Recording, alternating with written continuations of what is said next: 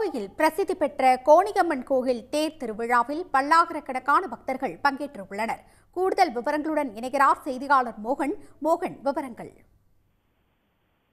கோவையின் காவல் தெய்வம் என்று போற்றப்படுவது கோணியம்மன். இந்த கோணியம்மன் கோயிலினுடைய தேர் திருவிழா வெகு விமர்சையாக பிரசித்தி பெற்று நடக்கக்கூடிய ஒன்றாக இருக்கிறது. அந்த வகையில் நடப்பாண்டில் இந்த தேர் திருவிழா பக்தி பரவசத்துடன் பக்தர்களுடைய அந்த பரவசத்திற்கிடையே தேர் இழுத்து பவனி வரக்கூடிய காட்சிகளை நாம் தற்பொழுது பார்த்து வருகின்றோம்.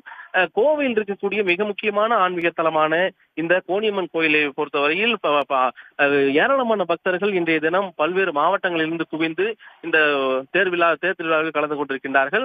தேரை பொறுத்தவரையில் ராஜவீதி வழியாக ஒப்பனக்கார வீதி வந்து அங்கிருந்து வைசால் வீதி வழியாக தேர்முட்டி என்று சொல்லக்கூடிய இடத்திற்கு ஒரு வட்டமடித்தவாறு பவனி வருவது வழக்கம். அந்த வகையில் தான் ஒரு மெல்ல மெல்ல ஊர்ந்து வரக்கூடிய அளவில் தான் இந்த தேர் பவனி என்பது வந்து கொண்டிருக்கிறது. ஓம் சக்தி பராசக்தி என்று பக்தி முழங்க இந்த தேர் பவனி என்பது நடைபெற்று வருகிறது. நான் ஏற்கனவே குறிப்பிட்டது போல கிட்டத்தட்ட 30,000க்கும் மேற்பட்ட பக்தர்கள் இந்த தினம் தற்பொழுது நடைபெற்றக்கூடிய இந்த பவனியில் கலந்து கொண்டிருக்கிறார்கள். வரக்கூடிய பக்தர்களுக்கு போதுமான பாதுகாப்பு ஏற்பாடுகளை காவல்துறை சார்பாக செய்யப்பட்டிருக்கிறது.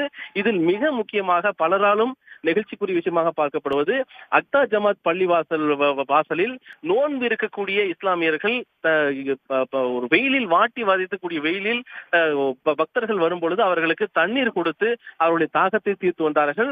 ஒரு மகிழ்ச்சியாகவும் நெகிழ்ச்சியாகவும் தான் இந்த தண்ணீர் பாட்டில்களை இஸ்லாமியர்களிடம் இந்துக்கள் பெற்று பருகிய காட்சிகளை எல்லாம் இன்றைய தினம் நாம் பார்க்க முடிந்தது.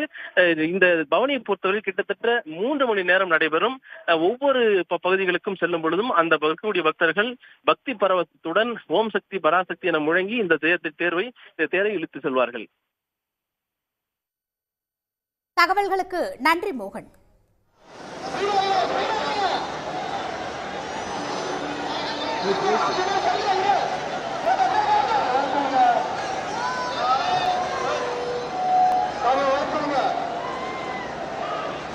உடனுக்குடன் செய்திகளை தெரிந்து கொள்ள சன் நியூஸ் பெல் ஐகானை கிளிக் பண்ணுங்க.